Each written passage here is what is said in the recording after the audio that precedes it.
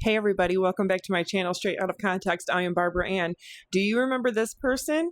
Melissa G. Moore?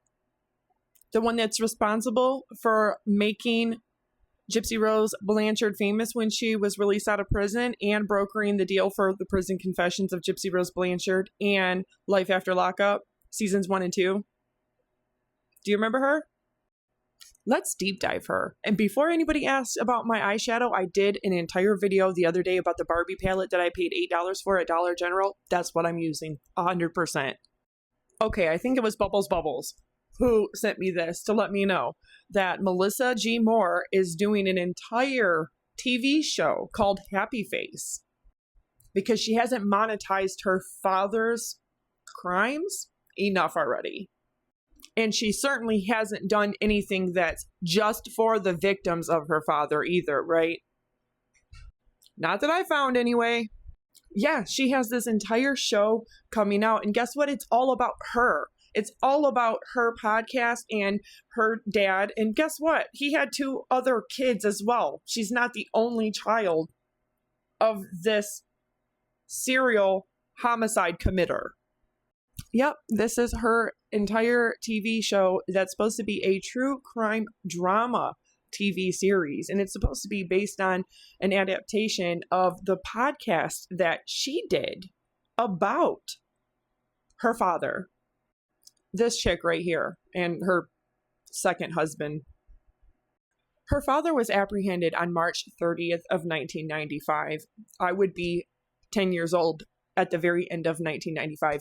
I'm not sure how old she was when her father was apprehended, but I'm 39 now, and I have no idea how old she is. I really want to know how old she was when her father was apprehended, because she couldn't have been old enough to remember as much as what she's saying. But he's been in prison for over 3 decades, and she has gone on to say all of these things about how he would do it again. He would commit crimes again if he was ever released. She's done speaking engagements. That is her father, Keith Jesperson. He was apprehended on March 30th of 1995. That's also him. And as of 2023 to 2024, they were also doing DNA to identify another one of his victims. And they were able to do that. Of course, you can always do your own research, your own homework, and you can look into him. His name is Keith Jesperson. Melissa's birth name is Melissa Jesperson. There's a lot of information about him out there and the 8 lives that he took. But is his daughter making any kind of films or movies, meeting with the victim's rights or the victim's family to actually do a TV show or documentary about the victims themselves? What would have been a great idea, Melissa, is to do an 8-part series where each episode is about one of the victims and it focuses on solely the victim. Because instead of capitalizing, monetizing the perpetrator, we should be focused on the people who had their lives taken, their civil, constitutional, and basic human right to life ripped from them. But I have a feeling it's never been about that for her. I think it's just about her trying to get her leg in Hollywood and trying to monetize and capitalize off of her father. Because who in their right mind is going to be happy to say everywhere, even on their IMDb page, hey, I'm a serial unaliver's daughter?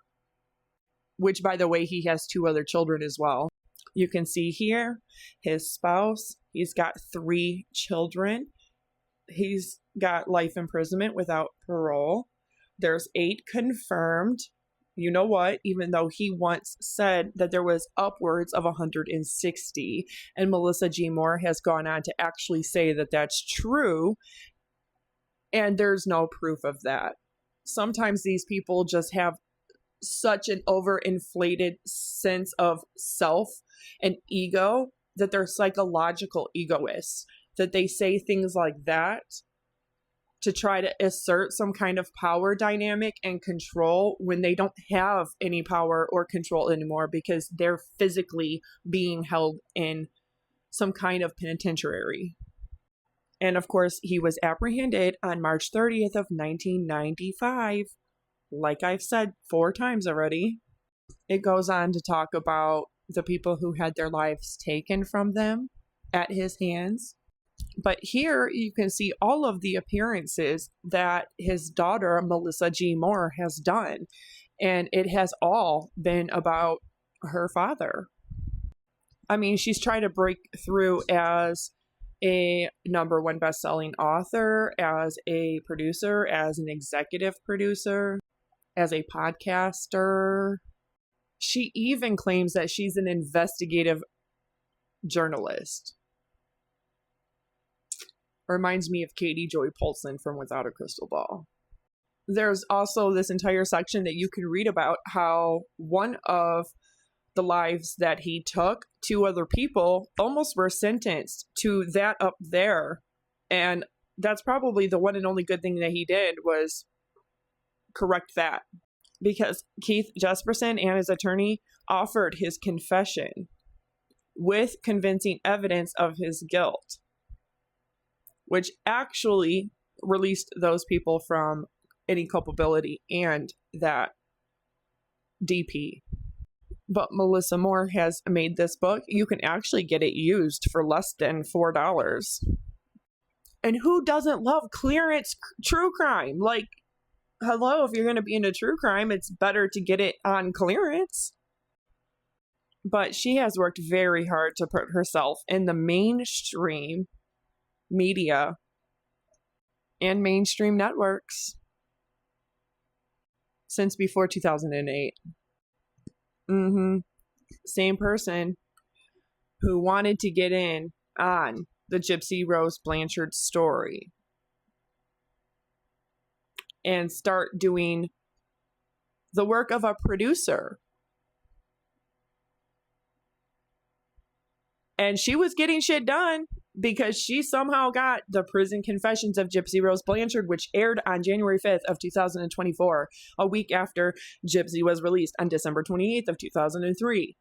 And then she also had, which means clearly that they filmed it for a whole year and a half prior to her release. Okay, because they even film in one episode where Christy is going to the parole board where they are waiting to see if she's going to be granted parole or not. And then the whole entire Lifetime series with Life After Lockup season 1 and then Life After Lockup season 2, which is set to come out in March. But here's the thing. She's a producer, executive producer, author. She claims she's an investigative journalist as well. She's a podcaster, all of this. She's basically doing the job that Fancy would have done had she still been in with the Blanchards. But this lady doesn't skip a beat or miss an opportunity, apparently. And she's been trying to get her foot in with mainstream media and with Hollywood for a long time. As you can see, she's been married twice. She has 2 children. I don't know if Aspen is a girl or a boy name, but I would assume that's a boy name. Correct me if I'm wrong. She goes on to put this whole entire description summary on her book about what it was like having him as a father, which no doubt had to have been awful, but I would have loved to hear from his other 2 children, the ones that are not speaking and not trying to put themselves in Hollywood. Those are the voices that I'm the most interested in because those are the realist voices. Those are the ones that give you the best perspective because they don't want to be in the spotlight and they don't chase it and they don't monetize and capitalize off of this false sense of fame. You can also pay her an astronomical amount of money to speak. And I am floored by what her fees are. Yeah. Oh, and she also did this, made an entire documentary about Nicole Brown Simpson. You know, just as a whole entire woman that had an entire life before her life was taken. But why didn't she do the same exact thing for the victims of her father? That would have been a really cool show. but I'm not giving my ideas away for free. You're going to pay me or be sued. Drop your comments down below. What do you think about Melissa Moore and her relationship with Gypsy Rose Blanchard? And that